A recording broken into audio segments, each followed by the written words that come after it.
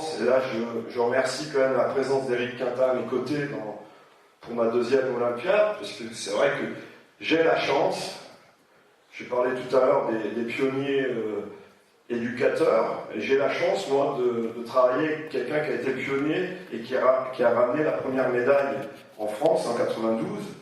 Et si on se rappelle un peu de l'épopée, Patrick pourrait vous conter sur cette épopée parce qu'il était à Barcelone, ils ont gagné cette médaille grâce à leur esprit, mais surtout grâce à la défense. Et Eric, malgré ses 1m82 et ses 70 kg mouillés, était un des défenseurs les plus experts de ce groupe.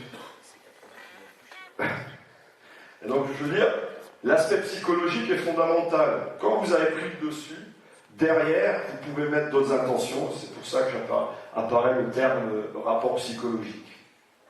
On peut enchaîner. Je n'ai pas pu m'empêcher de faire un petit rappel des fondamentaux qui guident notre activité. Parce que c'est cette gymnastique intellectuelle qui doit toujours guider notre réflexion quand on construit nos séances. Là, la séance est défensive, je réfléchis à l'attaquant. Si la séance était offensive, je réfléchis au défenseur et je fais cette gymnastique. Après, de façon vraiment hiérarchique, chaque fois qu'un attaquant est porteur de balle, il doit s'organiser pour tirer, jouer pour déborder ou créer un surnom, passer à l'adversaire. Ce qui veut dire, à contrario, que le défenseur, lui, dans cette même hiérarchie, s'il veut tirer, j'interdis le tir. Et on en vient aux fondamentaux précédents. S'il veut jouer un duel, il est dans mon cylindre, et on est dans la deuxième partie. Et s'il veut passer, on rend aléatoire la sortie, on vient à... Il y a eu de l'impact, et on est dans ce côté psychologique et harcèlement. On peut enchaîner. C'est quand même bien d'avoir quelqu'un qui s'occupe de nous.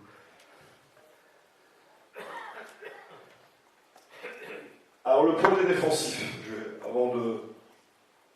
moi j'ai fait 2 Olympiades, je termine cette année.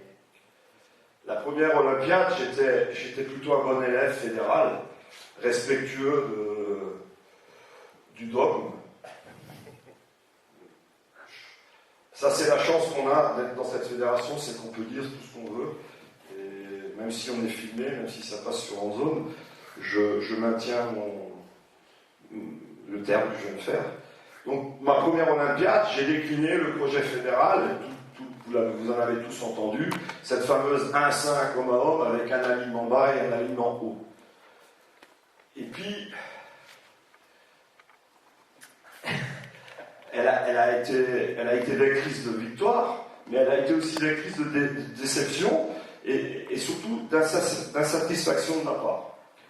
Donc, j'ai réécrit avec Eric un nouveau projet, en partant de nouveau de la défense, où je me suis dit que cette fois-ci, il n'y aurait pas un dispositif et un système, mais il y aurait un projet élargi, pluriel, qui doit permettre à nos joueurs de créer de l'incertitude et d'être dans des situations multiples quand ils sont en défense, mais qui doit aussi les aider à s'enrichir dans la dialectique attaquant-défenseur. Parce que jouer systématiquement face à l'homme à homme, je construis, je modélise un type de joueur. Et on peut y aller. Juste, excusez-moi,